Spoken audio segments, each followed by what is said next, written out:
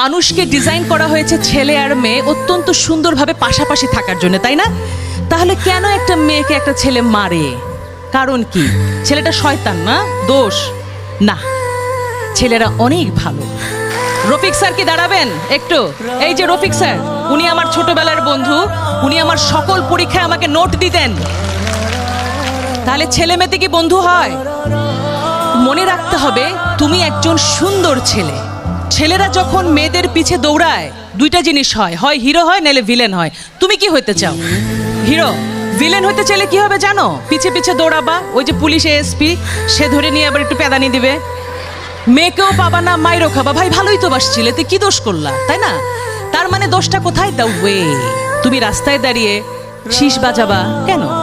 তুমি ভদ্র হয়ে দাঁড়াও, তুমি তাকায় দেখো, মেয়েটাকে তাকায় না দেখলে মেয়েটা কিন্তু হার্ট অ্যাটাক করে মরে যাবে, যে তাকাই না ছেলেরা আমার দিকে, ঘটনা কি?